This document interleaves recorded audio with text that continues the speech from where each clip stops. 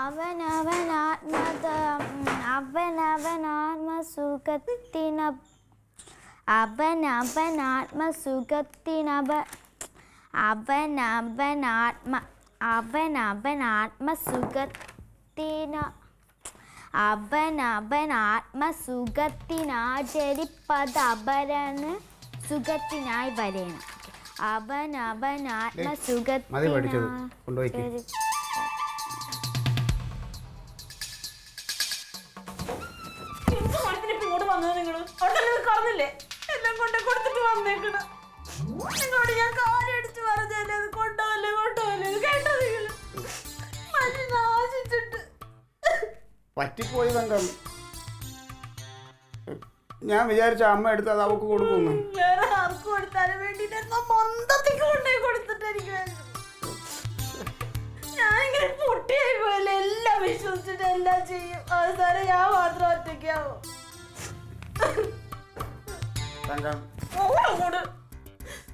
അതെ, ഇനിയിപ്പോ 2 മാസം കഴിയുമ്പോ നമ്മുടെ വിവാഹ വാർഷികമാണല്ലോ. അപ്പൊ നിനക്ക് ഞാൻ നല്ലൊരു സാരി മേടിക്കും. വിവാഹ വാർഷികം 7 കൊല്ലം കൂടി ഒരു സാധനം മേടിച്ചു തന്നതാ. അതെന്റെ ഭാര്യയ്ക്ക് കൊടുത്തിട്ട് വന്നേക്കണോ?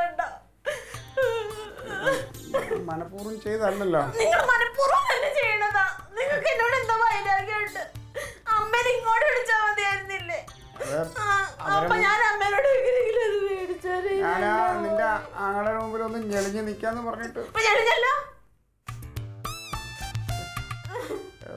എന്നാലും അവനും അവളും കൂടെ സാരിയൊക്കെ മേടിച്ചു വെച്ചിട്ട് എന്തൊരു കുറ്റമാ പറഞ്ഞാ നോക്കിയേ. അതിന് കസവ് പോരാ, ലോക്കലാണ്. 980 രൂപ കൊടുത്ത് എനിക്കല്ലേ അറിയാവൂ.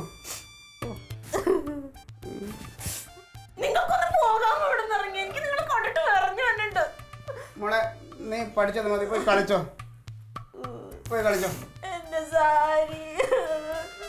അതെ തങ്കം, നീ കരയല്ലേ, കണ്ണു തുടങ്ങി.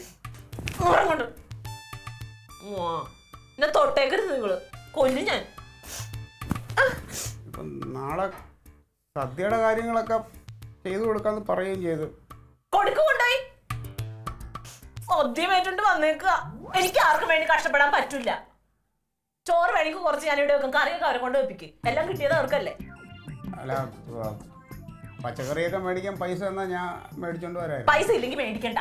ഞാൻ പറഞ്ഞല്ലോ കറി ഞാൻ വെക്കൂല, കറിയൊക്കെ അവര് വെച്ചോളൂ. കരയല്ലേ തങ്കം, ഞാൻ പറയണ നീ ഒന്ന് കേക്ക്. അതെ, നാളത്തെ സദ്യയില് നിങ്ങൾ കൈയെടുത്തേ. നാളത്തെ സദ്യ വെക്കുമല്ലോ. സദ്യ വെക്കണേ. സദ്യ നീ വെക്കും, ഞാൻ വെക്കൂല. നിങ്ങളോട് മലയാളത്തിലല്ലേ ഞാൻ പറഞ്ഞത്, ഞാൻ വെക്കൂല. നിങ്ങൾ പറഞ്ഞാൽ ഒട്ടും വെക്കൂല. അയ്യോ, ഇത് അങ്ങനെയല്ല, ഇത് അതിനകത്തൊരു ബുദ്ധിയുണ്ട്. ഞാൻ പറയുന്നത് നീ ഒന്ന് കേക്ക്. കുറച്ചു മുമ്പ് ഞാനൊരു ബുദ്ധി കേട്ടതാ. ഇനി ദൈവത്തെ ഓർത്ത് ബുദ്ധി പറയണ്ട. ഇനി എനിക്കറിയാം എന്ത് ചെയ്യണം. പറ്റിയത് പറ്റി. ഇത് അതുപോലെ അല്ല തങ്കം, ഇത് വിജയിക്കും. ഞാൻ പറയുന്നത് നീ ഒന്ന് ശ്രദ്ധിച്ച് കേക്ക്. അതെ, നാളത്തെ സദ്യ നമ്മൾ ഉണ്ടാക്കുമല്ലോ. സദ്യ ഉണ്ടാക്കി നല്ല രീതിയിൽ കൊടുക്കുമ്പോൾ നിന്റെ അമ്മയുടെ മനസ്സറിഞ്ഞ് നിനക്ക് അതിനേക്കാളും കൂടിയൊരു സാരി മേടിച്ചു തരും.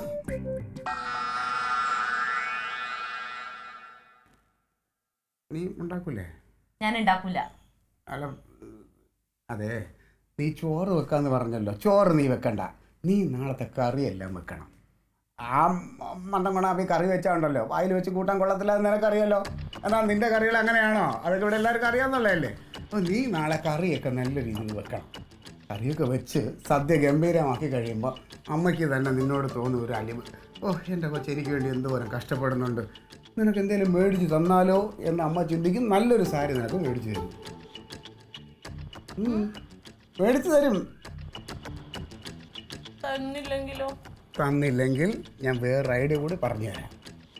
നാളെ പിറന്നാൾ ആഘോഷത്തിന് ഇപ്പം കനകൻ വാങ്ങിച്ചു കൊടുത്ത സാരിയൊക്കെ കൊടുത്ത് അമ്മ നിൽക്കും.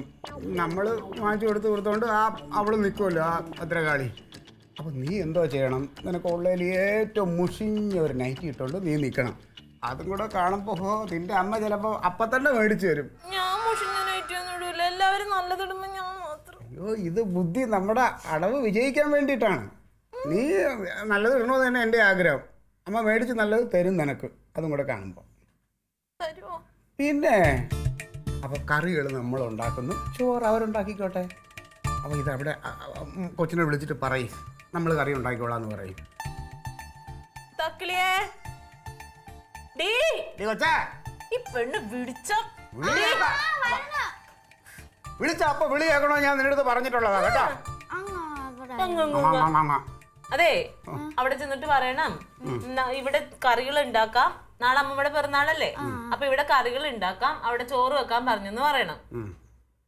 എന്താ പറയും തലയാട്ടാതെ പറയും. ഇവിടെ കറി വെക്കാം, അവിടെ ചോറ് വെക്കാം.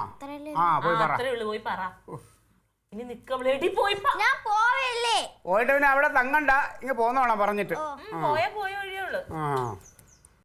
എന്തായാലും തങ്കം ഈ ഐഡിയ വിജയിക്കും ഉറപ്പാ.